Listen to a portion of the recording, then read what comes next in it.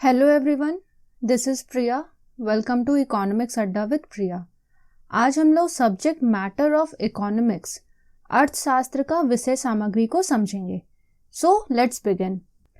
विभिन्न अर्थशास्त्रियों ने अर्थशास्त्र के अभिप्राय को तथा अर्थशास्त्र की विषय सामग्री को अलग अलग रूपों में प्रस्तुत किया है। इसका मतलब बहुत सारे इकोनॉमिस्ट ने अर्थशास्त्र का विषय सामग्री अलग अलग बताया है। विभिन्न अर्थशास्त्रियों के अलग अलग दृष्टिकोणों को 4 वर्गों में बांटकर अर्थशास्त्र की विषय सामग्री का विश्लेषण किया जा सकता है। इसका मतलब है कि अलग अलग अर्थशास्त्री ने अपने दृष्टिकोण से अर्थशास्त्र का विषय सामग्री को 4 कैटेगरी में डिवाइड किया है, जो इस प्रकार है। वेल्थ डेफिनेशन, धन संबंधी विचारधारा। वेलफेयर डेफिनेशन, कल्याणवादी विचारधारा। स्कैर्सिटी डेफिनेशन, दुर्लभता संबंधी विचारधारा। ग्रोथ डेफिनेशन, विकास केंद्रीय विचारधारा। वेल्थ डेफिनेशन, धन संबंधी विचारधारा। Adam Smith father of economics है, यानी अर्थशास्त्र के जनक हैं। इनके द्वारा एक बुक लिखा गया था। इनके बुक का नाम है an inquiry into the nature and cause of wealth of nation, जिसको पब्लिश किया गया था 1776 में।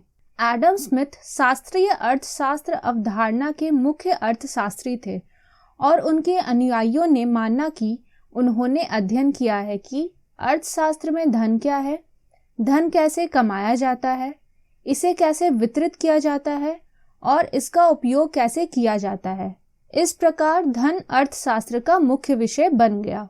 एडम स्मिथ ने बताया कि अर्थशास्त्र का जो मुख्य विषय होगा वो धन संबंधी होगा।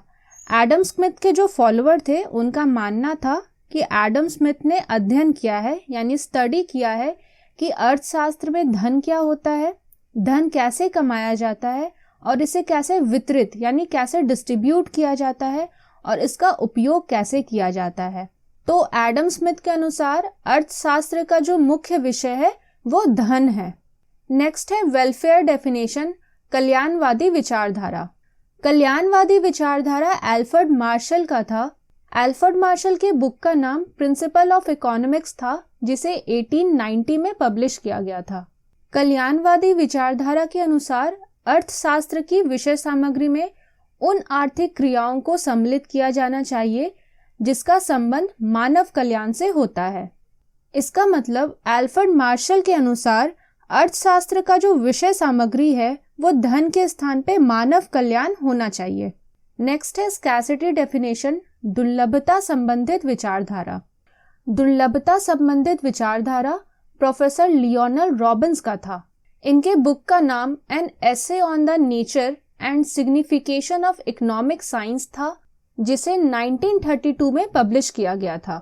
रॉबिन्स ने अर्थशास्त्र की विषय सामग्री में सीमित संसाधन और असीमित आवश्यकता से संबंधित चुनावी समस्याओं को सम्मिलित किया है।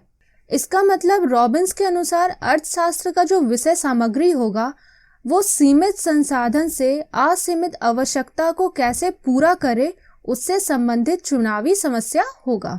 आखिरी है ग्रोथ डेफिनेशन, विकास केंद्रित विचारधारा।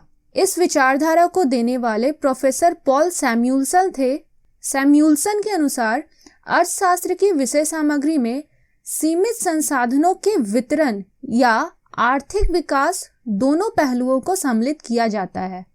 इसका मतलब सैमुएल्सन के अनुसार अर्थशास्त्र का जो विषय सामग्री है उसमें सीमित संसाधन को यानी लिमिटेड रिसोर्स को कैसे डिस्ट्रीब्यूट करे और इकोनॉमिक डेवलपमेंट, ये दोनों बातों को सम्मिलित किया जाता है। कल का हमारा क्वेश्चन ऑफ द डे था, which of the following is not a factor of production. निम्नलिखित में से कौन उत्पादन के कारक नहीं है?